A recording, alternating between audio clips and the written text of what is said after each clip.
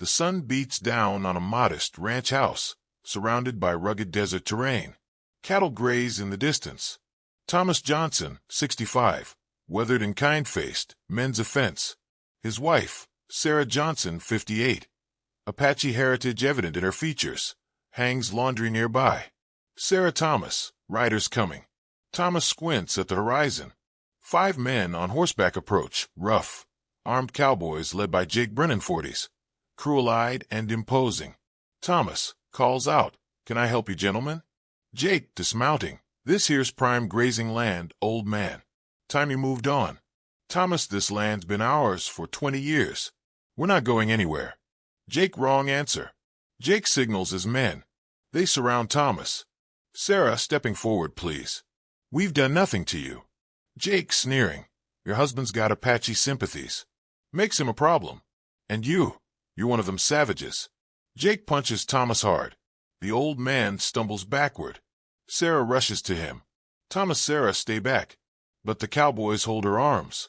She struggles as they beat Thomas methodically, brutally. He falls to his knees, then to the ground. Jake, to Sarah, "You tell your people. Anyone helps you, anyone comes after us, we'll burn every homestead from here to the border." They mount up and ride away, laughing. Sarah drops beside her battered husband, cradling his bloodied head. Sarah, whispering, "Thomas. Thomas, stay with me." Thomas, barely conscious, "Sarah, you always said you left your people to protect me." Sarah, "Shoo, save your strength."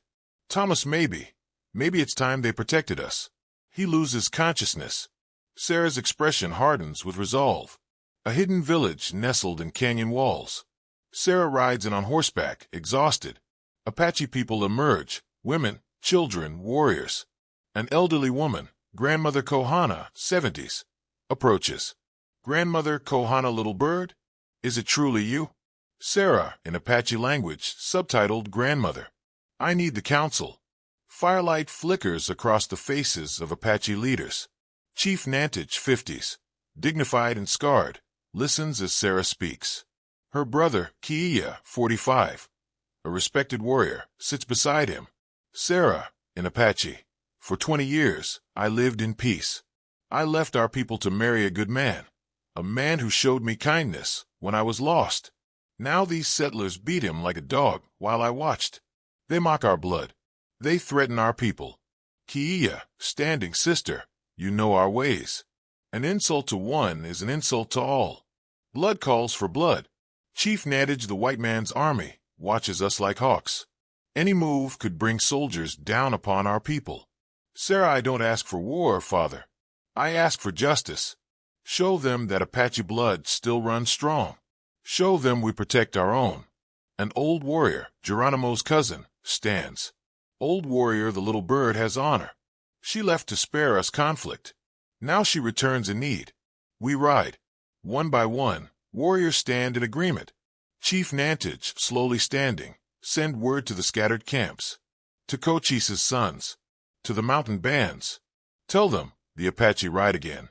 Asterisk, riders gallop across mesas, carrying eagle feathers as summons. Warriors emerge from hidden canyon homes. Women paint horses for war. Elders perform ceremonies, blessing the riders. Young men take up weapons with fierce pride. Families embrace as warriors prepare to leave. Asterisk. Sarah stands on a ridge overlooking a valley. Behind her, an impossible sight. Nearly 500 Apache warriors on horseback, painted for war, silent and deadly. Kiia rides up beside her. Kiia, they came from 5 territories. Some haven't ridden together since Geronimo's time.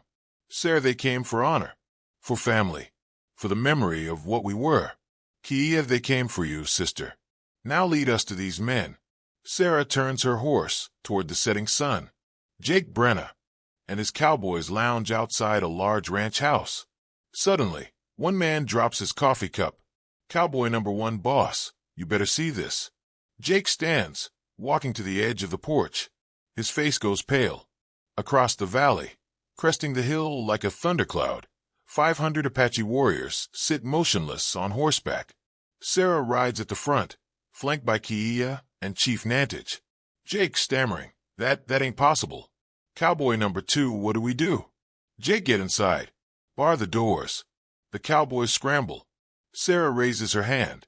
The Apache warriors slowly advance as one, a wall of retribution.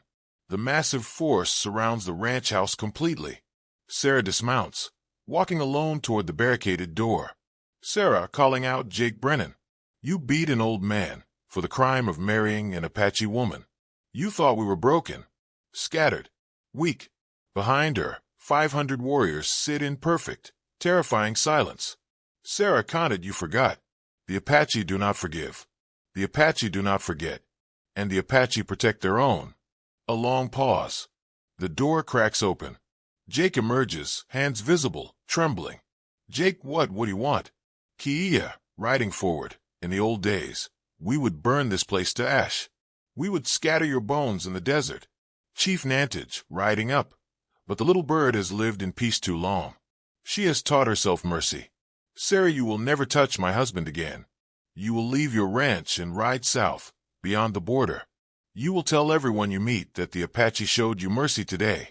But only once. Jake, nodding frantically, yes. Yes, anything. Sarah and Brennan, if I hear you've harmed another soul, Apache, Mexican, white, or otherwise, I will return. And next time, I will not ask them for mercy.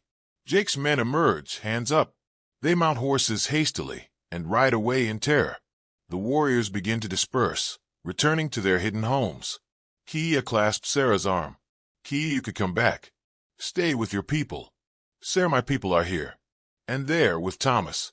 I walk between two worlds, brother. But today, both worlds rode together.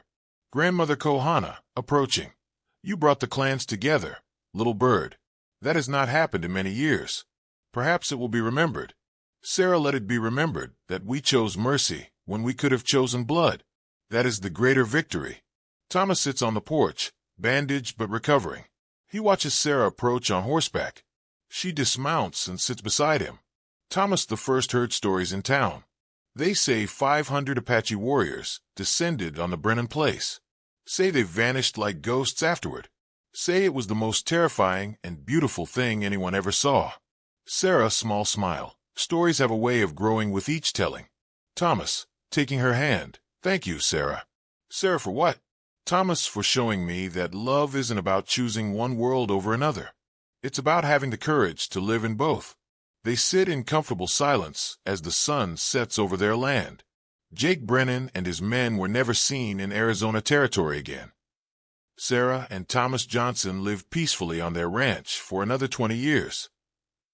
The gathering of 500 Apache warriors would be remembered as one of the last great shows of Apache unity, a final demonstration that the people still stood strong, even as the old ways faded.